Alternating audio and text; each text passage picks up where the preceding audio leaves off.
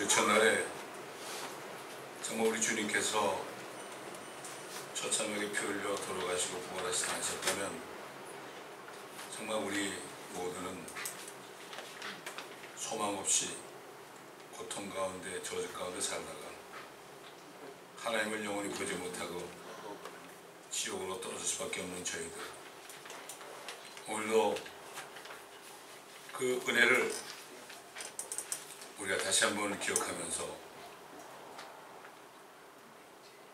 참 이 은혜 안에, 처음 사랑 안에 다시 들어갈 수 있는 귀한 시간 되게 하옵소서. 오늘도 주님이 당하신 고난과 모든 아버지의 모욕과 이 모든 것들을 다시 한번 마음판에 새길 때 참 사도 바울처럼 죄인의 우두머리라는 고백이 우리 입에서 나오는 우리 모두가 되게 하여 주옵소서. 감사하며 우리 주 예수 그리스도의 이름으로 간청하며 기도합니다. 아멘. 자, 누가복음 22장입니다. 계속해서 누가복음 22장.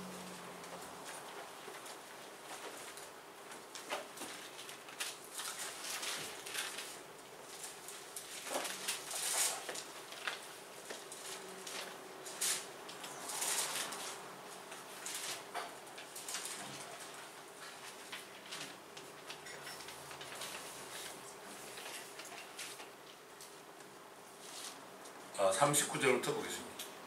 39절.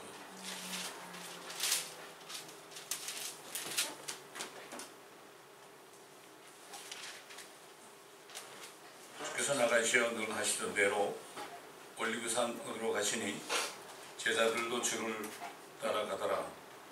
그곳에 도착하여 그들에게 말씀하시기를 시험에 들지 않도록 기도하라고 하시고 그들로부터 돌을 던지면 닿을 만한 거리로 물러나서 무릎을 꿇고 기도하시며 말씀하시기를 아버지여 원하시면 이 잔을 내게서 옮겨 주옵소서. 그러나 내 뜻대로 하지 마옵시고 아버지의 뜻대로 하옵소서 라고 하시더라. 그때 한 천사가 하늘에서 주께 나타나 힘을 돋워 주더라. 주께서 고뇌 속에서 더욱 간절히 기도하시니 그의 땀이 큰 핏방울처럼 되어 땅에 떨어지더라. 기도를 마치시고 일어나 제자들에게로 오시니 그들이 슬퍼하다 잠든 것을 보시고 말씀하시기를 어찌하여 너희는 자고 있느냐. 너희가 시험에 들지 않도록 일어나 기도하라고 하시더라.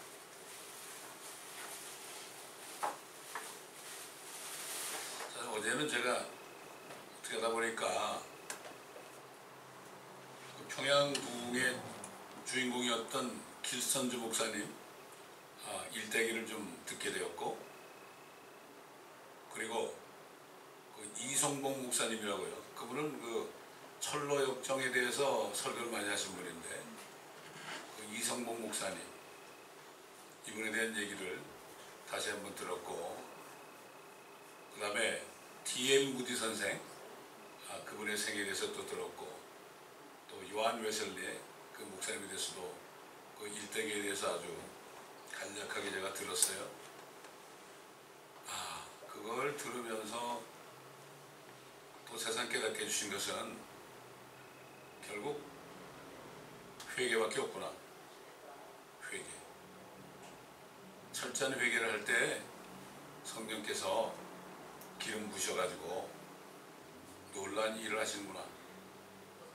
이걸 볼 때 다시 한번 아유 나 같은 종은 이건 뭐 진짜 죄인의 우두머리 같은 놈이라 정말 그런 마음이 드는데요. 참 기가 막히더라고요.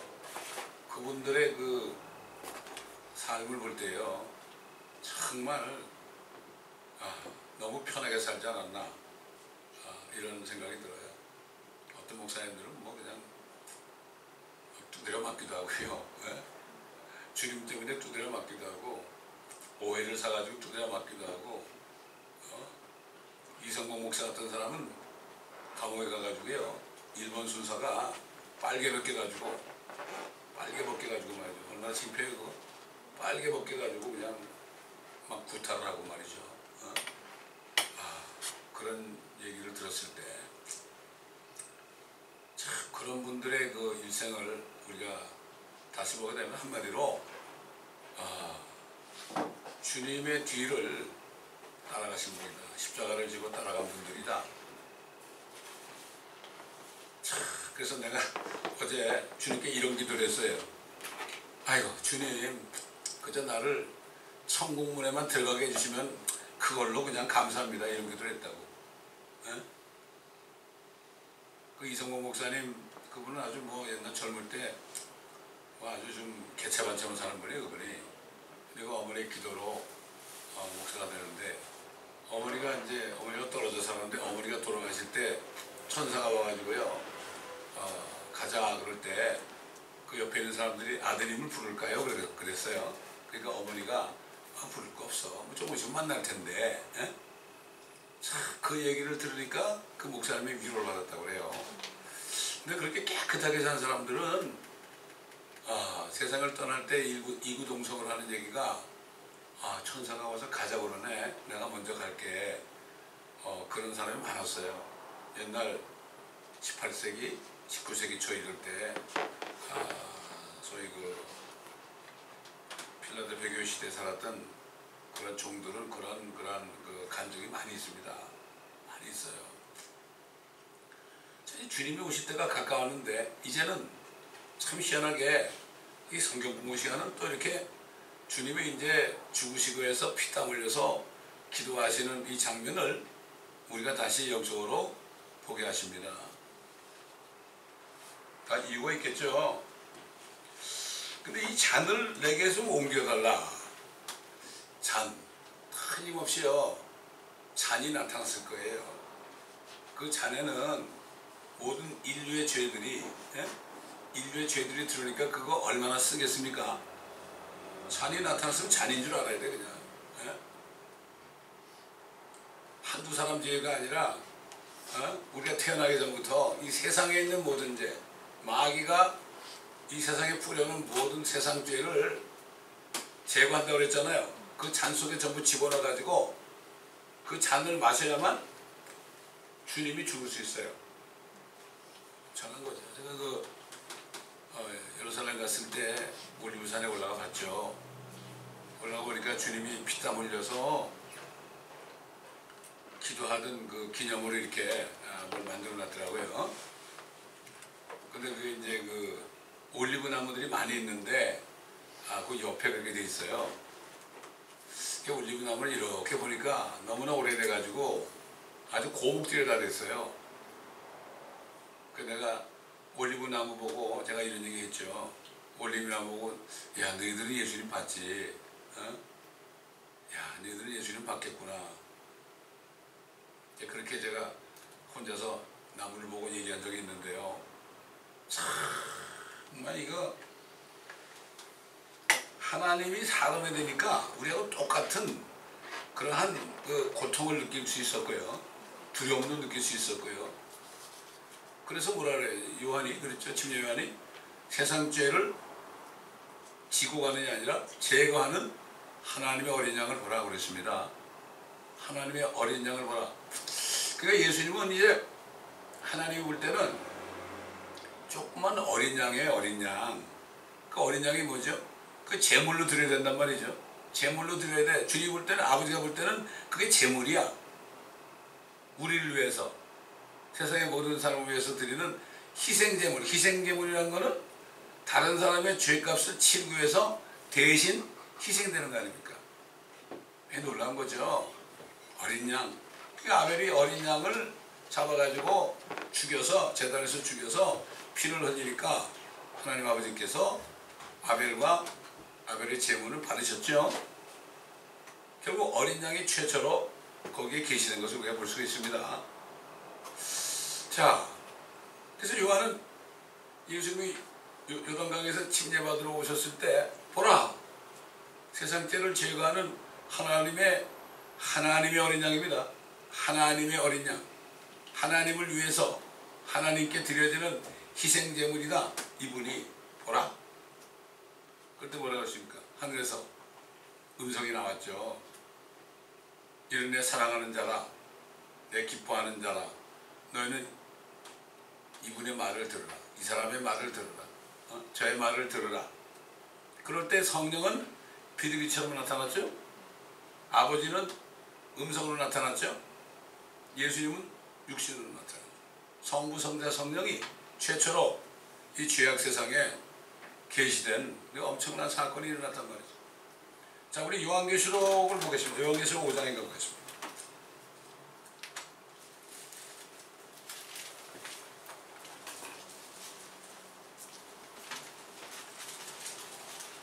이거 지금 읽은 거는 2000년 전의 일이죠. 근데 요한계시록 지금 보는 거는 사도 요한이 2000년 후에 일어날 일을 보고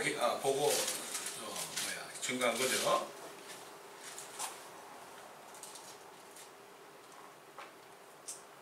(5장 1절부터) 보면요. 또 내가 보좌에 앉으신 분의 오른손에서 한 권의 책을 보았는데 안팎으로 기록되었고 7인으로 봉해졌다. 시일이 된 거야. 시일. 딱 그냥 그 시일. 내가 큰 음성으로 선포하는 힘센 한 천사를 보았는데 누가 그 책을 펴며 그 봉인들을 떼기에 합당한가라고 하더라. 하늘이나 땅이나 땅 아래에서 그 책을 펴거나 볼 수 있는 사람은 아무도 없더라.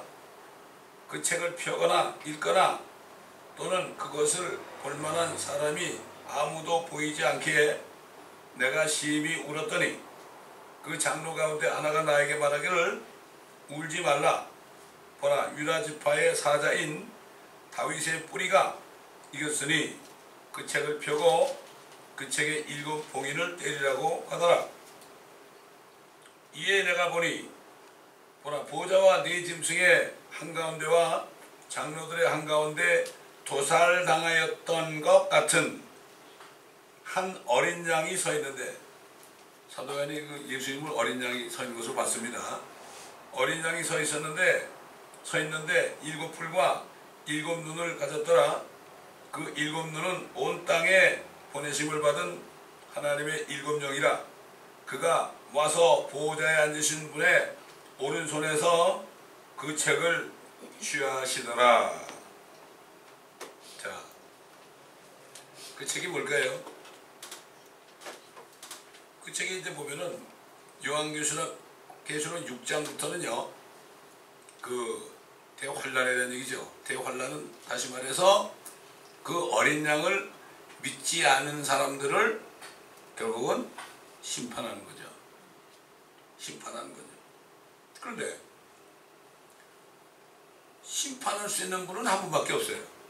그 세상죄를 다 뒤집어 쓰고 잔을 마시고 죽으셨는데, 피 흘려 죽으셨는데, 그것을 믿지 않는 사람들을 심판하실 분은 아무도 없어요. 아무도 없다고요.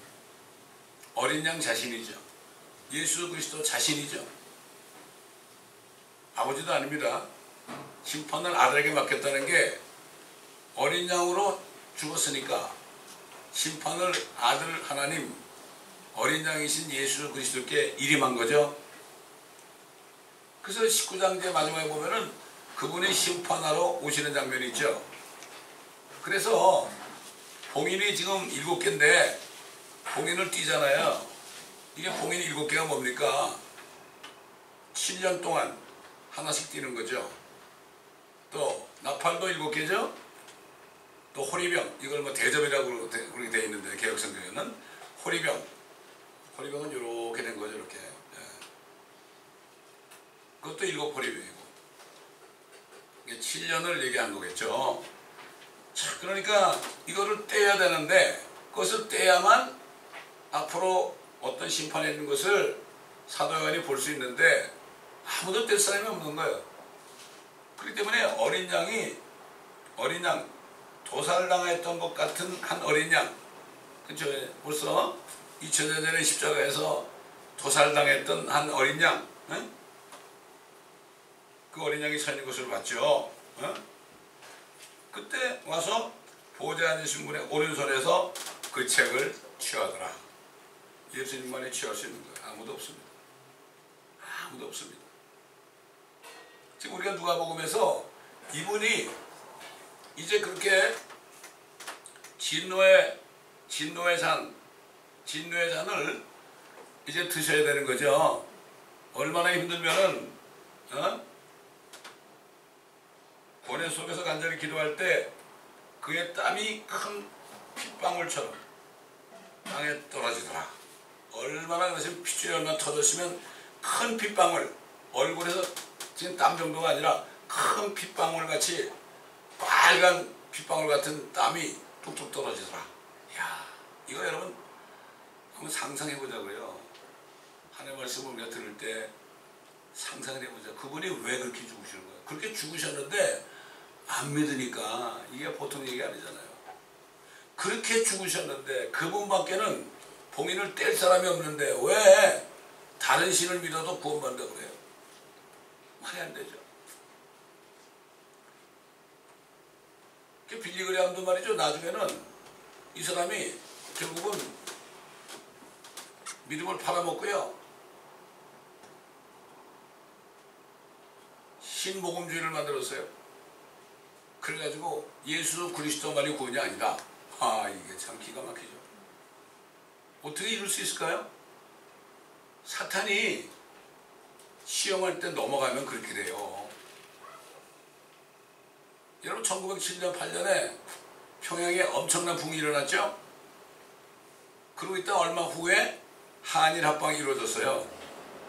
한일 합방이. 하나님께서 부흥을 먼저 익혀준 다음에 일본에게 정복이 됐죠. 큰 부흥 후에는 반드시 사탄이 이 부흥을 없애버리려고 시험을 합니다. 그게 신사참배예요.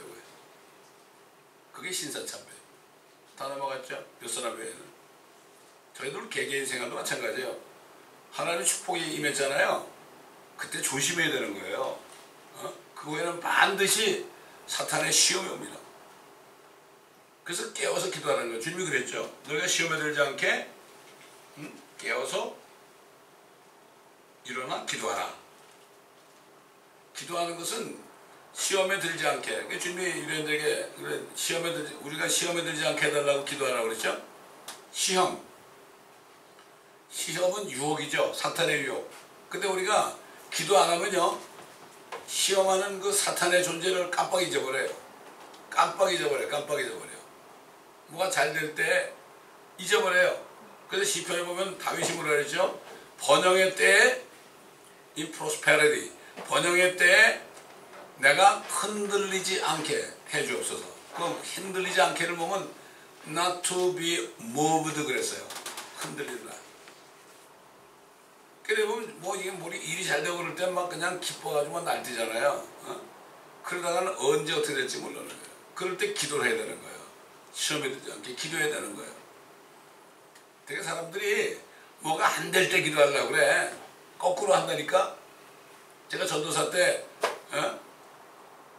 월요일마다 그 목사님이 쉬시니까 월요일마다 기도원 가가지고 제가 설교한 적이 있는데 많은 사람이 와요. 금식하러 하는데 대부분 보면 어려워가지고 날 좀 구해달라고 그러고. 근데 딱 한 사람, 내가 옛날에도 아마 몇 번 얘기했을 거예요. 제가 다니는 교회 어떤 여집사님이 말이죠. 당신은 왜 왔어? 그러니까 우리 남편이 너무 사업이 잘 된대. 사업이 잘 돼서 남편이 시험에 들지 않게 해달라고 그렇게 금식하는 거. 이건 진짜 금식이에요. 이거는. 그 자매 나 얼굴도 아주 기억나. 이름 잊어버렸는데. 야, 이런 분도 있었구나. 대부분 다 뭐가 안 되니까 나 좀 살려달라고 오는 사람들이야. 그래서 저는 그래요. 그때 설교할 때 여기 문제 해결하러 오는 사람 다 나가시라고 그래. 여기 문제 해결받는 곳이 아니라고. 당신의 문제 해결하는 곳이 아니라고. 우리는 하나님의 문제를 해결해 줘야 되는 거 아니냐. 언제까지 내 문제 그러느냐. 그렇게 제가 막 큰 소리로 얘기한 적이 있습니다. 참 그렇기 때문에 우리가 지금 그래. 이게 지금 예수를 그 신앙생활 오래 하고 그런 사람들은 뭐 예수님 이거는 뭐 기초지 뭐 이러고 이거 잘 안 보려고 그래. 어? 잘 안 보려고 그래. 이게 복음 아닙니까? 어?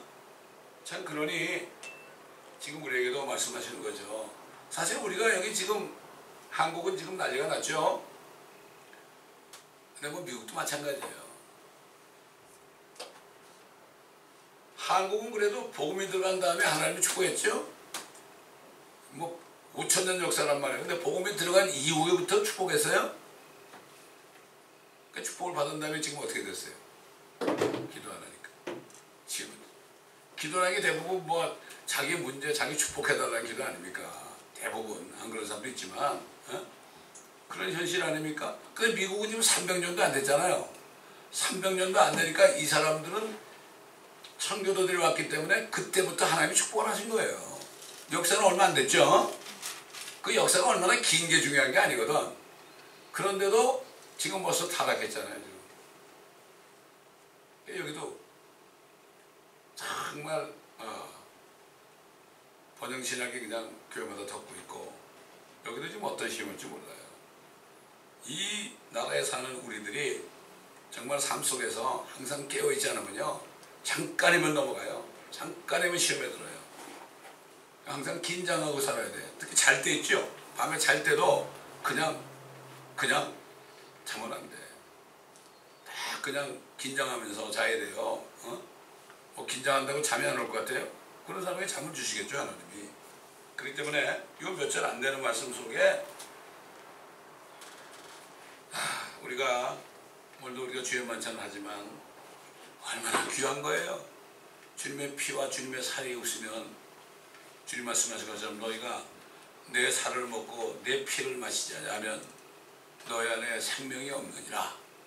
근데 빵을 얻어먹고 배가 불러 다 가버렸죠? 상관이 없는 거예요.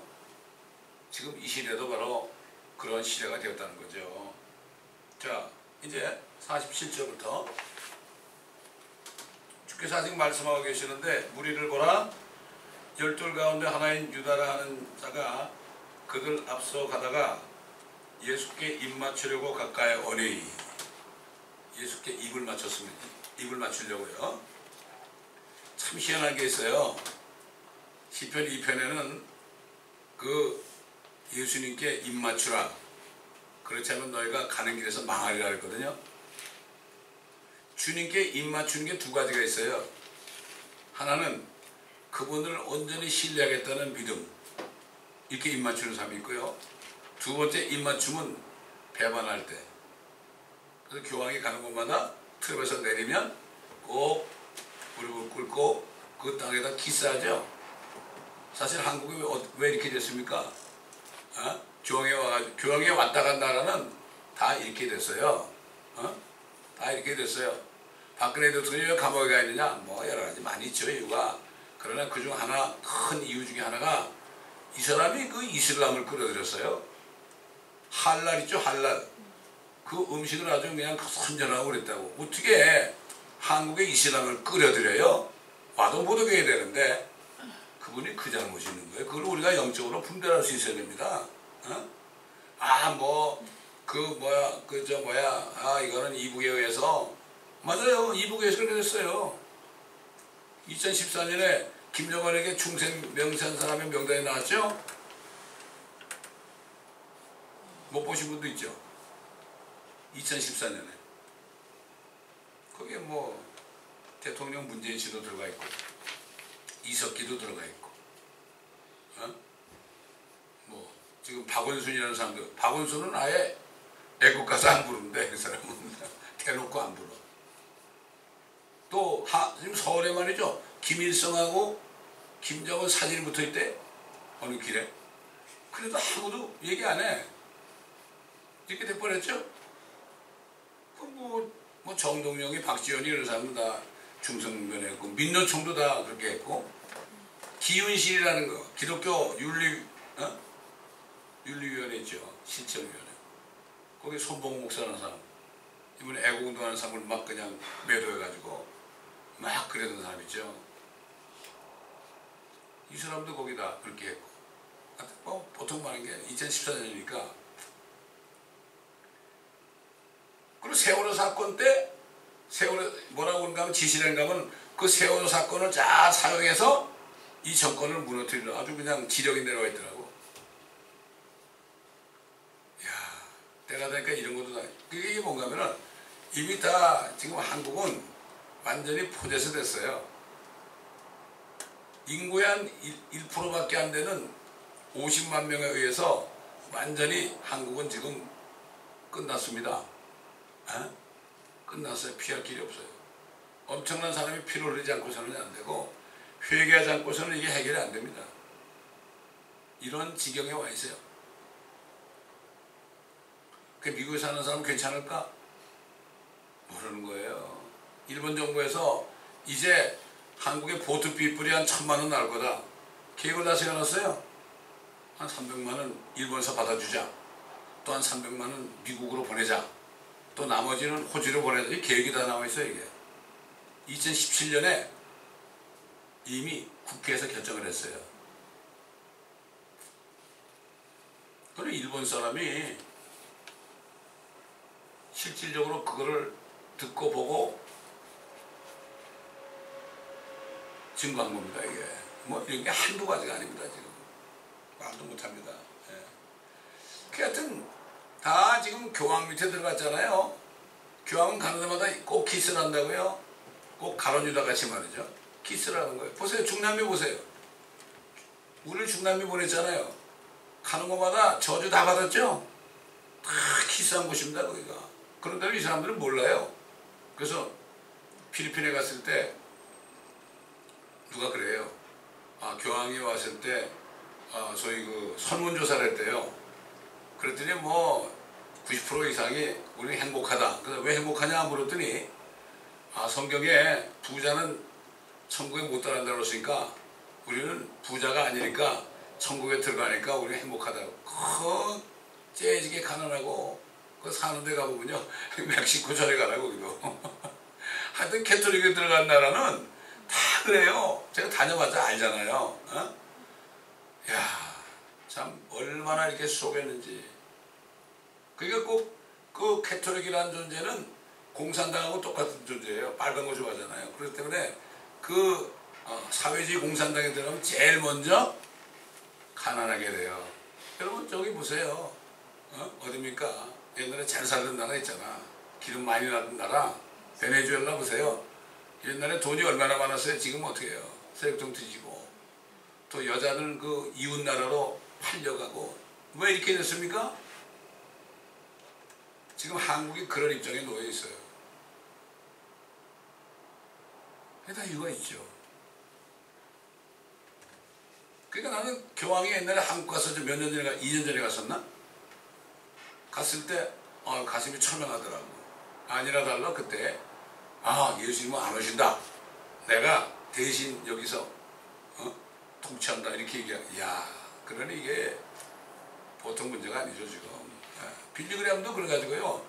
나중에 그 캐톨릭에 들어가가지고 거기서 그 캐톨릭 학교에서 주는 박사학위를 받았습니다. 그리고 그 집회할 때마다 수많은 사람이 나와서 예수 믿겠다 나오죠. 수많은 사람들을 캐톨릭으로 보냈습니다. 그 사람이. 그 사람들은 모르고 있죠. 다 속이고 있으니까 잘 모르는 거예요. 남가중 사랑교에 있는 그 오정현 목사가 한국 가가지고 무슨 짓을 하는가 하면은 저기 김사만 목사 WCC의 그 왕초되는 그 사람을 말이죠. 통합 측의 목사를 자기 교회 집회해달라고 그랬어요. 그리고 둘이서 껴안아요. 아주 막 꼭 껴안는 사진이 나왔어요. 합동 측은 그때까지만 해도 안 들어갔었거든요. 그 사람이 합동 측을 다 WCC로 들어가게 하는, WEA로 들어가게 하는 그러한 창구 역할을 했습니다. 참 기가 막힌 얘기입니다. 우리 민집사님이 다니는 교회 목사 아닙니까? 제가 왜 이런 얘기가 팩트이기 때문에 얘기하는 거예요. 팩트이기 때문에. 이런 시대에 우리가 살고 있어요. 그러니 몰라요. 지금 한국에 있는 5천만 있잖아요. 5천만이 있는데 몰라요. 지금 나이가 20대, 30대, 40대, 50대 초반까지 학교에서 그렇게 가르쳤어요. 교과서에서. 그래 가르치니까 요즘에 뭐 그냥 그 난리가 났죠. 뭐 누구 물러가라 막 그러니까 집안에서 싸워요 서로가. 부모는 부모는 소위 뭐 요즘 말하면 우파인데 자식은 좌파예요. 싸워. 어쩔 수 없는 거야. 싸워. 어떤 분이 얘기하는데 막 그냥 엄마 나가라고 그러고 말이지 막 싸우는데 요번에 조국이가 된다면 애들이 젊은 애들이 말이죠. 아이고 뭐가 이게 틀리구나. 그래가지고 조금씩 돌아온다고 그래요. 이렇게 해놨어요. 그리고 그 옛날부터 북한에서 어떤 지령이 내려가면은 젊은 사람들을 다 세뇌시켜야 된다. 그러면 그들이 우리의 전사가 될 것이다. 그렇게 돼버렸어요 지금. 그렇게 돼버렸어요. 한국이 망하게 되면 어떻게 되겠어 우리가. 월남 사람처럼 되는 거 아닙니까? 우리는 기도해야 된다. 입을 맞췄어요. 입을 맞추러 왔죠. 예수께서 그게 말씀하시기를 유다야 네가 입맞춤으로 인자를 배반하느냐. 배반하는 입맞춤. 그때 주위에 있던 사람들이 일어난 일들을 보다가 주께 말씀드리길 주여 우리가 칼로 치리까라고 하더라. 그들 중 한 사람이 대제사장의 종을 쳐서 다른 데 보면 그 이름이 말고죠. 말코. 그의 오른쪽 귀를 잘라버리더라. 이거는 지난번에 얘기한 것처럼 그 이사야 53장에 예언이 됐었죠. 그래서 그 예언 때문에 칼을 가지라는 거예요. 그러나 그 귀를 만져서 고쳐줬다. 그때 예수께서 자기에게 온 신임 제사장들과 성전 경비대장들과 장로들에게 말씀하시기를 너희가 강도에게 하듯이 칼과 몽둥이를 가지고 나왔느냐? 내가 매일 성전에서 너희와 함께 있었으나 너희가 나를 잡으려고 손을 내밀지 아니하였도다. 그러나 지금은 너희의 때요 또 흑암의 권세니 라고 하더라. 너희의 때다. 너희의 때다. 지금 한국이 사회주의 나라 거의 된 것이 너희의 때다 이거예요. 하나님과 허락한 거예요. 왜? 죄를 졌기 때문에. 죄를 졌기 때문에. 아직까지도 정말 WCC에 들어간 사람들 회개하라고 그렇게 외치는 사람도 가끔 있어요. 개인적으로. 그런데 그 사람들이 회개한다는 건 거의 불가능해요. 지금. 완전히 포제스 됐기 때문에. 회개하면 그 사람도 죽어요. 죽게 하는 사람입니다. 어떻게 이렇게 됐을까? 하나님이 한국을 얼마나 축복했어요. 제일 가난한 나라 70년대만 해도 이북보다도 더 가난했어요. 근데 이렇게 뭐 경제가 뭐 12위권인가 이렇게 되고 뭐 G20까지 올라가고 말이죠. 이렇게 했는데 이건 보통 기적이야. 이거 하나님이 하신 거죠. 인간의 힘으로는 안 되는 거예요. 안 되는 거예요. 저희가 회사 다닐 때요. 어떻게 이렇게 일을 열심히 했나 몰라. 가족은 돌보지 않았습니다, 여러분. 돌볼 수가 없었어요. 새벽같이 회사 나가야 되죠. 밤 12시 넘어야 집에 들어가죠. 주일날이 있어요. 휴가가 어디 있어요. 저는 휴가 한 번 못 갔어요. 결혼할 때 5일 가본 게 전부예요. 어떤 사람은 신혼여행 하는데 아니 이틀 됐는데 너 와 그래 온 사람도 있어요. 어떻게 그렇게 죽으라고 일하는지 몰라요. 애들은 나갈 때 자고 있고 들어와도 자고 있고 애들 얼굴 보기가 힘들었어요. 그래서 회사에 제일 높은 사람이 뭐라고 하면 한 세대를 희생하지 않고서는 우리가 잘 살 수 없다. 그 말에 우리가 꼴딱 넘어가 버렸어요. 희생해야 된다. 그 희생은요 이루 말할 수 없어요. 저 부산에 우리 봉제 공장에 있었는데요. 수많은 애들이 일을 하고 있었어요. 걔들이 너무 힘드는데도 그냥 너무 수입이 적으니까 일 끝나면 다 술집에 가서 일했어요. 그런 애들이 너희 뭐 원하나 그러니까 다른 거 안 원해. 그 화장실 탈의실만 좀 더 만들어 달라고 그러면서 그렇게 일을 했어요. 그 안에 들어가 보면요 야 정말 비참했어요. 이렇게 희생을 했어요. 그렇게 해가지고 하나님이 경제를 일으켜줬다고요. 제가 16년 일하는 동안 여기 와서도요 휴가 한 번 못 갔어요. 여기 와서도 물어보세요. 맨날 새벽에 들어갔어요 집에. 이렇게 했기 때문에 전 나라가 희생을 했기 때문에 이렇게 됐는데 지금 젊은 애들은 그걸 모르죠. 모릅니다. 자, 계속해서요. 너희 때다. 어? 지금은 너희의 때다. 또 흑암의 권세니라고 하시더라. 그러니까 이제 조금 있으면 주님이 이제 오시면 어떻게 돼? 주님의 때가 되는 거죠. 주님의 때가 되는 거예요. 그래서 제가 금요일에 얘기했지만은 한국에서 그 애국운동하는 사람이 있어요. 그 목사가 전 목사라고 있는데 그 사람이 애국운동을 하길래 내가 이 사람이 교회에서 어떻게 설교하나 그 찾아가지고 주일 설교 들어봤어요. 어이구 예배를 3시간 드려. 형식도 없어. 뭐 대표 기도도 없고 성가대도 앉아있는데 그냥 하는 거야 그냥. 근데 이런 좀 큰 소리 내라 그랬겠지. 말씀을 전하다가 또 못 알아듣는 것 같으면 또 찬송하다가 결국 주제가 뭔가 하면요. 새 예루살렘 성에 들어가는 거 지금 준비해야 된다는 거 그 다음에 천년왕국 되면은 여기서 왕 노릇해야 된다는 거 요거를 얘기하려고 3시간이 걸리더라고. 잘 못 알아들으니까 3시간이 걸린 거예요. 사모님은 그냥 키보드를 치면서요. 키보드를 넘어졌죠. 이 목사님도 그냥 노래는 잘 못하지만 아주 구수하게 찬송 잘하더라고. 새 예루살렘에 대한 찬송 있잖아요. 그 찬송하는데 찬송을 뭐 6곡 부르더라고. 그러면서 아직도 못 깨달았느냐. 성령이 없으면 못 깨닫는다. 왜 요즘 교회들은 새 예루살렘 얘기 안 하고 왜 천년왕국의 왕노릇한 얘기를 왜 안 하는지 모르겠다. 애국운동 하니까 당신 이렇게 하다 국회의원 되려고 그러냐? 대통령 해먹으려고 그러냐? 웃으면 야 웃기지 마라. 내가 그걸 왜 하냐?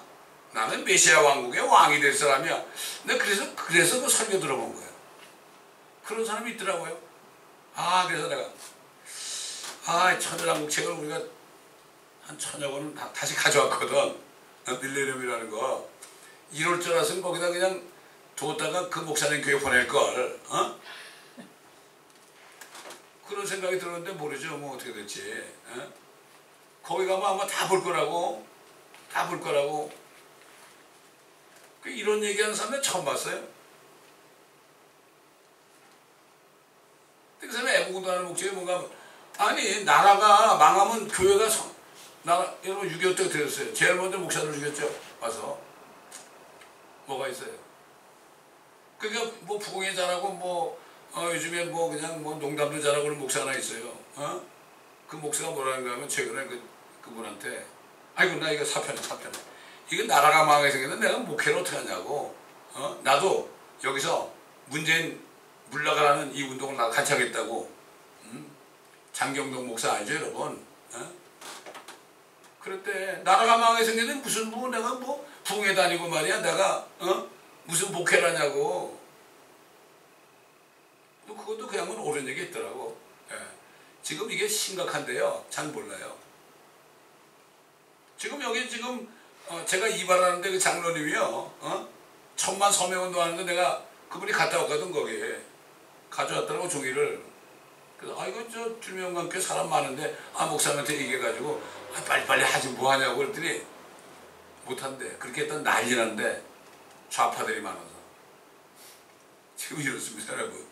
한국도 큰 교회들은요 좌파들만 얘기를 못해요. 얘기했다가 테러가 나가요. 칼을 들고 이 목사님을 죽이려고 왔다가 도망간 사람도 있어요. 이 나라가 지금 완전히 전쟁이 됐어요. 전쟁. 한국은 지금 11월에 11월. 시민전쟁이 벌써 시작이 됐어요. 엄청난 사람이 앞으로 죽을 겁니다 여러분. 그러니 안타깝죠. 다른 길 없죠. 우리가 기도해야죠. 진짜 기도해야죠. 이걸 깨달아야 기도하는데 이거를 정말 실감하지 못하면 기도가 안 나오죠. 형식적 기도밖에 안 나오죠. 그래서 지금은 너희의 때요 또 흑암의 권세니 라고 하시더라. 그러므로 이제 주님의 때가 가까이 오고 있습니다. 주님의 때가 가까이 오고 있단 말이죠. 우리가 이걸 알고 정말 정신을 차리고 무엇보다도 회개를 해야 돼. 그 이성범 목사가 어떤 목사님 교회에 이제 성령이 임하니까 성령이 임하니까요. 어떤 사람이 성령께서 뭘 깨닫게 주는가 하면은 옛날에 기차를 타는데요. 그 아이들은 반표 아닙니까? 반표? 자기가 나이를 속여가지고 반표를 샀대. 그걸 성령이 깨닫게 줬대. 그래가지고 이 사람이요 목사님한테 얘기해가지고 큰일 났다고. 그래서 이 사람이 그 반표하고 온표하고 그 차이 되는 금액 있죠. 거기에 4배. 그저 사개우가 그렇게 한 것처럼 4배를 해가지고 편지를 썼대요. 철도청에다가 편지를 써. 내가 옛날에 이런 일이 있었다고 용서해달라고 여기 내가 속인 금액에 4배를 보내야 됩니다 그랬대요. 그런데 철도청에서 편지를 왔대. 잘 받았다고. 그러나 당신 죄는 이제는 용서됐다. 그러니까 돈도 돌려줄 테니까 이걸 뭐 교회에다 헌금을 하든지 하라고 그렇게 했다는 거예요. 이렇게 그러니까 성령이 임하시면요 사람들이 마음에 그냥 못 견디는 거예요. 옛날에 그 평양대봉 때도요 성령이 임하시니까 사람들이 못 견딘 거예요. 길선주 그분이 장로 때 친구가 죽으면서 100불 정도를 자기한테 맡겨주고 우리 애들 좀 돌봐달라고 그랬대. 그게 생각이 나가지고 그거를 성도들 앞에서 고백하면서 나는 아간이었다. 그렇게 하니까요. 막 그때부터 사람들이 다 나가지고 회개를 한 거예요. 그게 평양대부흥이에요. 그렇게 부흥이 일어나는데도 일본이 들어와서 또 신사참배가 오니까 교회들이 다 넘어갔어. 교회들이 다 넘어갔어. 그러니까 우리는 깨어 있어야 되죠. 조금만 내가 안심하고 조금만 긴장을 풀잖아요. 그건 사탄이 그냥 들어옵니다. 정신을 바짝 차리고 이제 주님 오시는 날 주님의 때가 가까웠으니까 우리도 정신을 차려야 될 것입니다. 기도해요. 아버지 하나님 정말 주님의 때가 가까이 왔습니다. 우리가 주님께서 진노의 잔 우리에게 퍼부실 진노의 잔을 주님이 미리 마시셨기 때문에 우리 같은 죄인들이 어떻게 살아남을 수 있겠습니까? 죽어다 보면 100번은 죽어야 되는 우리들 주님만 아시는 수많은 죄들 아버지 이제는 정말 성령의 기름 부음을 구하여 아주 민감한 죄들이 될 수 있도록 주님 도와주시기를 간절히 기도합니다. 그러므로 우리가 깨끗해져서 주님 만날 때 흠도 없고 점도 없이 만날 준비를 할 수 있도록 우리 한 사람 한 사람을 깨닫게 하시옵소서. 이 부족한 종부터 그러한 기름 부음을 통하여 아버지 하나님 철저한 회개라는 저희들이 되게 하여 주옵시기를 간절히 기도합니다. 감사하며 우리 주 예수 그리스도의 이름으로 간청하며 기도합니다. 아멘.